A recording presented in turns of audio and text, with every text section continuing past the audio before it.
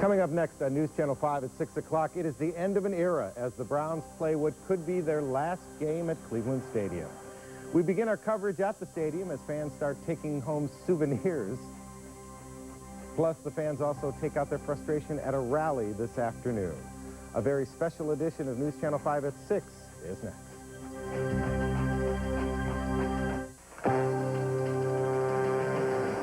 Now, from the most watched news team in Ohio, this is News Channel 5 at 6.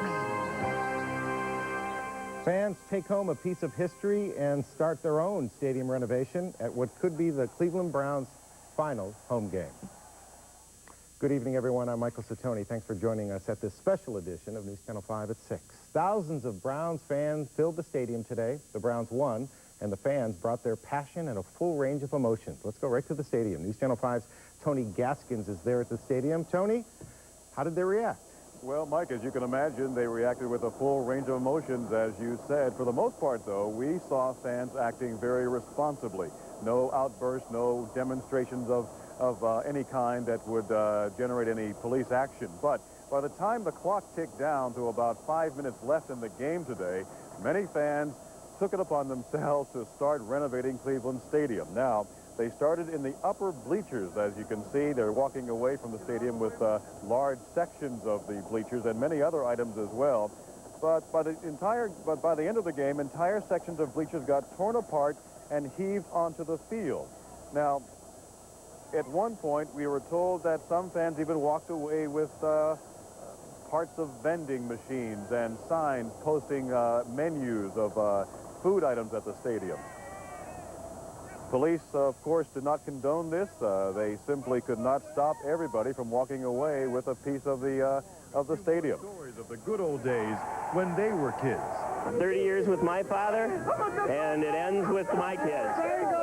So, wanted them to be down here for the game. I just couldn't get a chance to get him down here, and now we're coming. Even though I don't feel so great, we're going to bring him down for at least the last, hopefully not the last home game. And many of the kids we talked to want to be part of this historic day as well.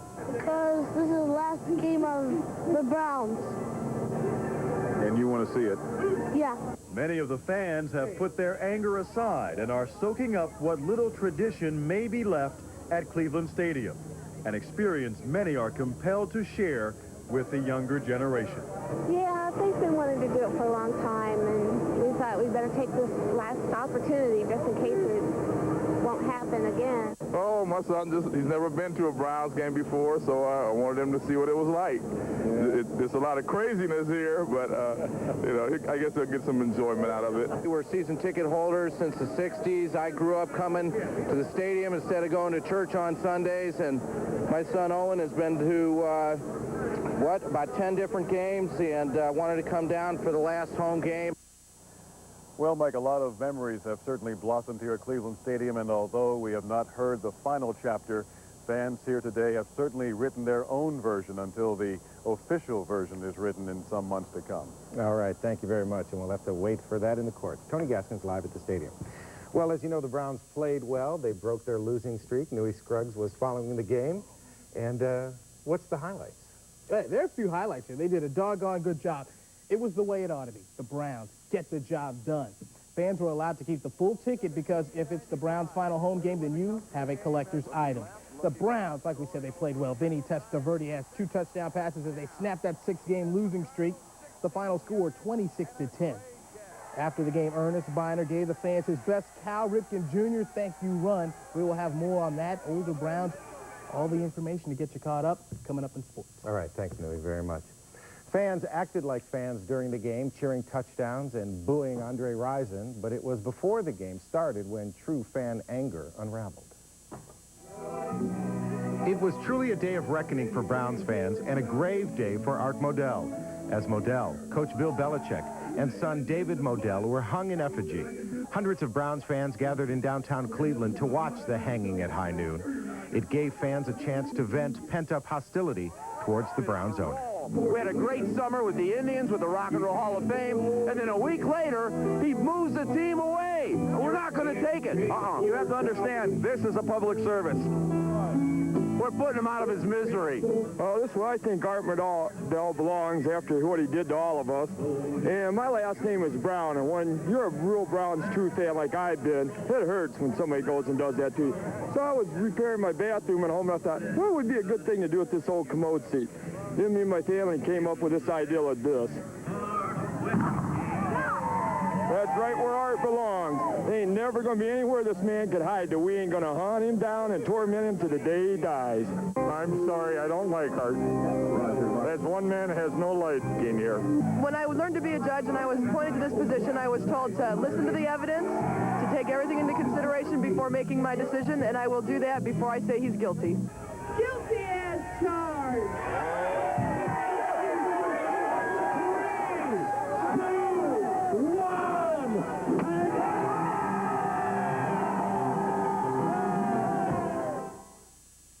That was just one of the many parties and rallies throughout the city today. The Browns meant more than a paycheck to the men that were wearing helmets and shoulder pads. Plenty of other people got paychecks, too, to tens of thousands of Clevelanders over the years. Game day meant a paycheck that could help make ends meet. Game day meant tossing peanuts or selling programs to friends and season ticket holders. For vendors, today's game day was more like a wake. Personally, for me, it's the end of an era with myself and my family. And like every other Browns fan, I'm heartbroken. It's a sad day for Cleveland. It's sad. It's been 43 years of game day Sundays for the Marks family.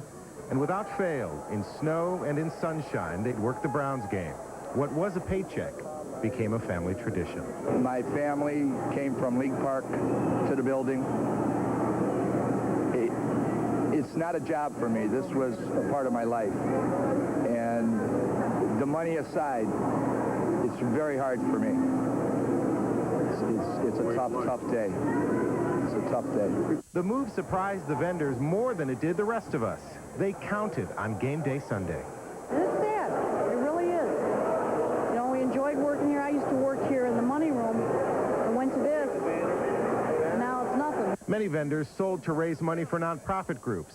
With no Browns games, some booster clubs will lose $10,000 a year. It's going to be tough for us because this is the Buckeye Athletic Booster, so this is moneymaker for our organization. And it's been a good moneymaker for the last couple years, so the Browns leave, and that kind of hurts our pocketbook. The same offense shows up that everybody thought they'd have at the beginning of the year. And here is Biner as he pops through, cuts back, and it's a job to most of them. To me, it was a life. And you just don't walk away from a part of your life. You just don't do it. Not if you have some kind of soul and a heart. And there's some people that operate out of this building have no soul, no heart. I don't think I have to tell you who he's referring to. If the Browns do have a season here next year, the vendors will be ready and open for business. February 12th is the day the city of Cleveland versus the Cleveland Browns goes to court. If the city of Cleveland wins the lawsuit or the NFL tells Art Modell to stay put, the Browns could be a commuter football team in Cleveland. Browns offices are already up and running in Baltimore. That means the only time the Brown and Orange would be in Cleveland would be game day.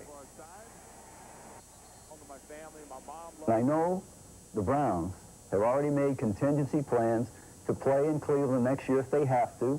As soon as this season's over, they're moving all their personnel to Baltimore. They're going to train in Baltimore. But if they have to, they will fly into home games in Cleveland next year and then fly back to Baltimore. That scenario hurts Mike Brown, president and general manager of the Bengals. Brown says even though he's the Bengals' top man, he's a Cleveland Browns fan. Mike can never forget the days his father, Paul Brown, was the heart, the soul, and the inspiration for the great Cleveland Browns. Well, it's sad if this is the last day here. In my heart of hearts, I can't make myself believe that somehow, some way. I think NFL football is going to continue on here.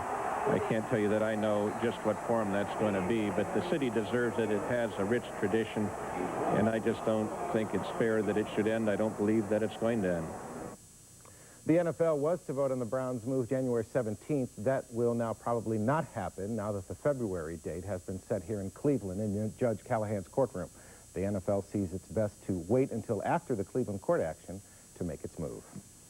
All right, coming up next on News Channel 5 at 6, gunshots break out at a Mentor wedding reception, and one man is gunned down by police. And weeks of searching come to an end as a plane is recovered in Lake Erie. Plus, Newey will have plenty more on what could be the last game for the Cleveland Browns. We'll hear from the players. That and more next on News Channel 5 at 6. He tells it like it is, and I can't wait to hear it. Hi, Newey. Michael. Somebody send Bill Belichick some wine. After 6 weeks of losing, he finally motivates the troops to victory. You really feel good for Browns players like Tony Jones, Vinny Testaverde, and Stephon Moore. These guys have been playing hard despite the circumstances. The fans knew this was a somber day. Tickets were torn because it might be the last stadium game. Vincenzo leads the Browns on a 12-play, 78-yard drive that leads to a touchdown by Frank Hartley, 7-0 Browns. Andre Rison makes 6 catches on the day, but fans treat him like Sam Weish. They boo every time Dre touches the ball, and he encourages it. The Browns defense comes to play. Jeff Blake sacked by Dan Footman. D has 2 sacks. The Bengals will only have 65 yards rushing. Vincenzo solid 16 yards to Keenan McCardle. Testaverde has 241 yards in the air. The Browns would lead 17 at 3.5. Pepper Johnson's interception in the second half pretty much sealed up all of the game action. The fans took over. They were the story. They took your average souvenirs like bleachers, etc. A note from Art Modell and Company thanking Browns fans really upset them. It almost makes you forget that the Browns snapped a 6-game losing streak with a 26-10 win over Cincinnati. Just real proud of the way they fought through, you know, some adversity and some things that have gone on this season to really come out today and, you know, put it together and play a good, solid football game. And really happy for the players. I think they really deserve this win. It was just exciting to go out and to play well, especially the way things have been going for us the last few weeks. We just wanted to get some satisfaction out of the last couple of games here, and we talked about winning the last 2, and we're halfway there. Browns running back Ernest Biner rushed for 121 yards today, but this is why fans love him. Forget the fumble against Denver. Biner is out there like Cal Ripken Jr. thanking Browns fans for all their support. Got a few chills myself, seeing the different faces, the reality of this, this possibly being the last game. A lot of people's emotions showing, some, some gratitude, some sorrow. We got to talk through tears. So it's a happy time, but it's a tough time. We won, played a good game. We'll leave Cleveland Stadium as a winner, but it's sad because we're moving, and the fans are losing a good franchise and a legacy. Class act, Ernest Biner. The Browns have been in Cleveland almost 50 years. The Browns were the NFL's first dynasty franchise. They played in 10 championship games in their first 10 years of existence. Now, some of the Browns we've grown to love over the years were at the stadium today, and they reflect on some of the memories. As the seconds tick by, I feel more and more emotion coming over me. I mean, it's really getting to a point where I can't believe this is happening. That it is, more than likely going to be the last time. I'm very, I'm crushed by it, and I'm sad to see this happen. I'm sure football's not done in Cleveland, but I get the feeling that it's an end of an era because in whatever form football will be here, and I know it will be, it's not going to be that 50-year span of the Cleveland Browns. It's going to be soon. I think there's going to be a new stadium and a new coach, a new owner, hopefully not a new name. In case you didn't know it, the Cavaliers are at home tonight. They lock up against the Denver Nuggets. Now, here's a thought for you. The Cavaliers have a better record than the Phoenix Suns. The rebuilding Cavs are 10-11. The aging Suns are 9-11. Suns coach Paul Westphal has seen Hot Rod Williams injured for most of the year. Charles Barkley just can't do it alone at 32 years old. Meanwhile, the Cavs are getting 20 points a game from Terrell Brandon. And shooting guard Bobby Phills adds a reliable jump shot to his already aggressive defense. The contest is at 7:30 tonight, Gund Arena, between the Cavs and the Nuggets. The Houston Oilers are also on the move. Team owner Bud Adams is going to Nashville for big bucks. Today, the Oilers play what would be their last game at the Astrodome if they leave. Rookie quarterback Steve McNair gets his first NFL start. McNair to Haywood Jeffries, the touchdown. Here's the kid's numbers, 13 of 27, 198, as Houston wins 23-6 over the Jets. Now, here are all your scores.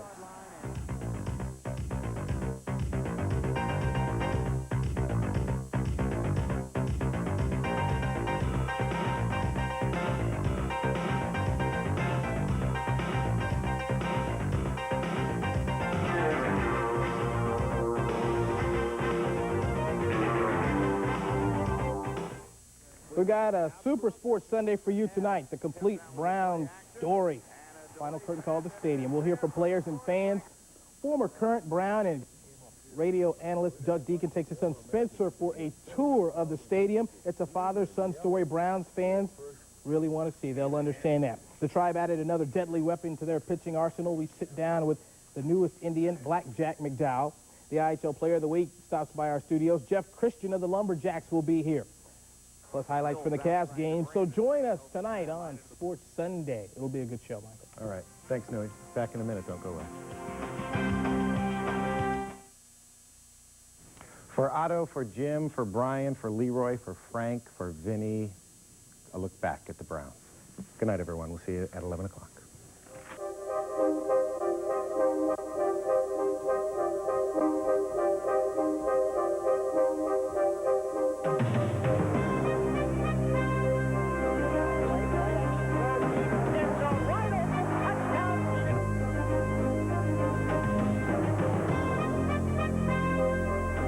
Motley moved down deep in the Rams territory, and with a good block by Carpenter, pulled his way to the Rams 18, giving the Browns a first down.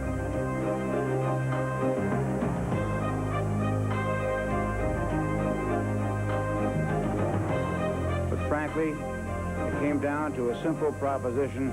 I had no choice, and I am deeply, deeply sorry from the bottom of my heart. Root for the team through the hard times and the good times, and then just be sort of slapped in the face. I'm burning this because of Art Modell, not because of the team.